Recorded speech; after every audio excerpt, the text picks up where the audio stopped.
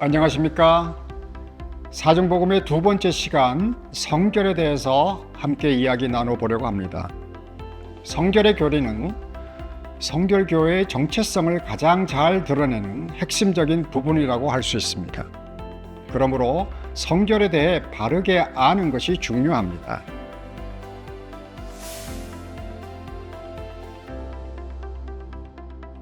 사정복음에서 중생은 성결의 시작이 됩니다. 하나님의 은혜로 우리는 하나님의 자녀라는 법적 신분을 갖게 되었습니다. 그리고 실제적으로 중생의 은혜를 통해 자녀답게 살게 되었습니다. 히브리서 6장에 보면 이런 말씀이 있습니다. 그러므로 우리가 그리스도의 도의 초보를 버리고 죽은 행실을 회개함과 하나님께 대한 신앙과 세례들과 안수와 죽은 자의 부활과 영원한 심판에 관한 교훈의 터를 다시 닦지 말고 완전한 대로 나아갈지니라. 영적으로 거듭난 후 어린아이의 신앙에 머물지 말고 성숙한 어른의 완전한 대로 나아갈 것을 주님이 명령하십니다. 영적으로 성숙하고 완전한 삶이 우리가 목표하는 성결입니다. 생명을 지니고 태어난 모든 것은 자라나게 되어 있습니다. 새로운 피조물인 영적인 생명 역시 계속 성장하는 법입니다. 세상을 바라보는 관점도 180도 달라져서 세상에 속한 육신의 욕망을 따르지 않고 성령을 따라 살아갑니다. 중생한 자가 추구하는 이 새로운 삶의 차원을 우리는 성결이라고 부릅니다.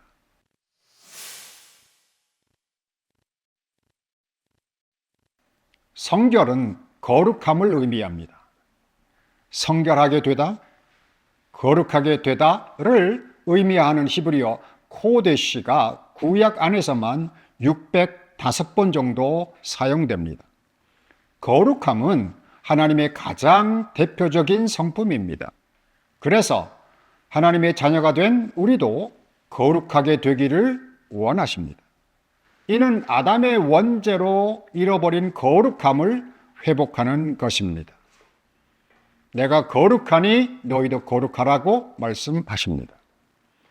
예수님께서도 하늘에 계신 너희 아버지의 온전하심과 같이 너희도 온전하라 라고 명령하셨습니다. 그러니까 성경이 전하는 가장 핵심적인 내용은 하나님의 자녀인 우리가 온전하고 거룩한 성결의 백성으로 성장하는 것입니다. 이를 위해 하나님은 예수의 보혈로 대속하시고 성령의 세례를 베풀어 주십니다. 그래서 우리 신앙 고백서에서 성결에 관하여 제일 먼저 정의한 내용이 바로 이것입니다. 성결은 삼위일체 하나님의 명령이며 성결은 성령 세례라고 고백하는 것입니다.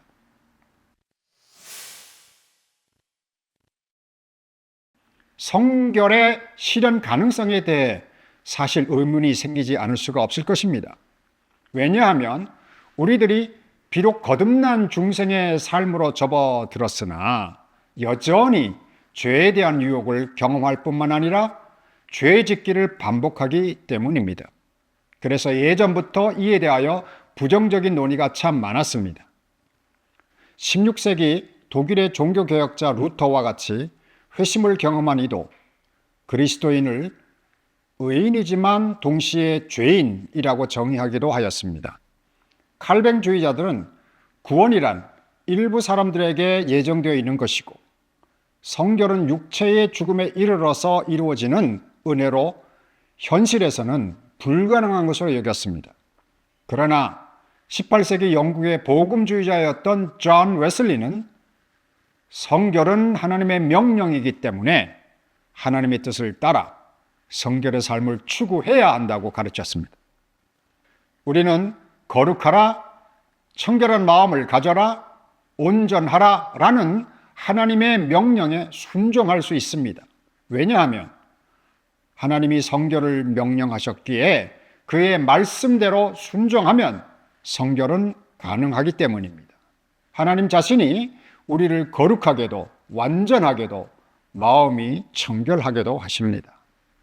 그러므로 인간으로서 하나님이 명령하신 성결한 삶을 살 수 있습니다.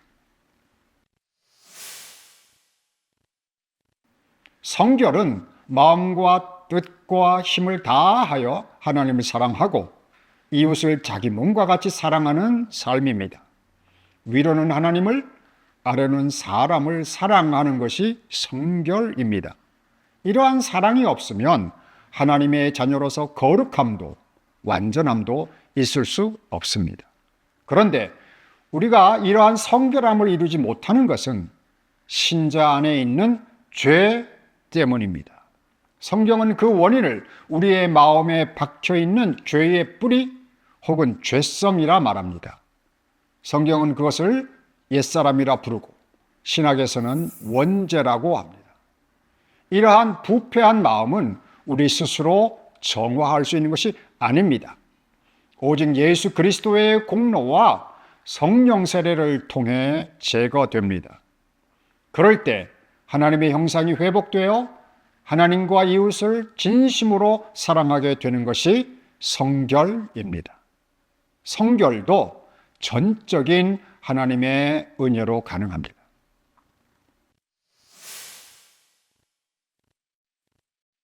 첫째는 죄의 뿌리가 자기 마음 가운데 남아있음을 깨닫는 것입니다.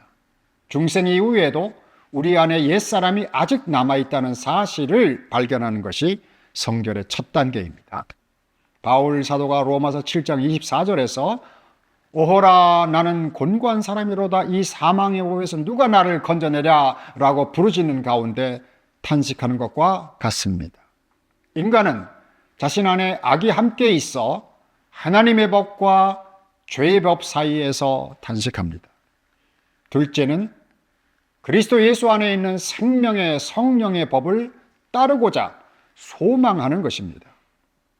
마지막으로 예수께서 약속하신 성령을 받기 위하여 기도하는 것입니다. 오순절날 호련히 하늘로부터 급하고 강한 바람 같은 성령이 마치 불의 혀처럼 갈라져 모여 기도하던 각 사람 위에 임하셨습니다.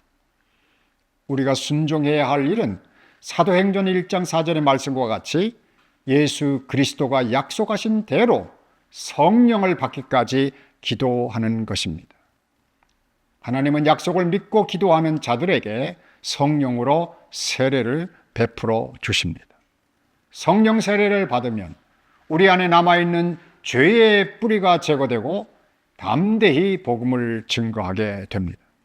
성령의 불세례로 부패한 죄성이 불태워짐으로써 성결의 근본적인 장애물이 사라집니다.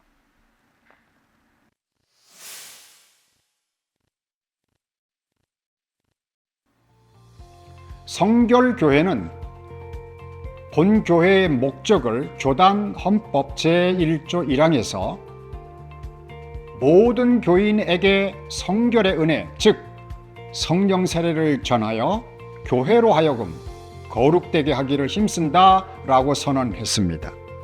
또한 헌법 제6조 2항에서 성결, 이는 교인이 받을 성령 세례를 가르킴이라고 했습니다. 이것이 성결교회가 가르치는 성결입니다.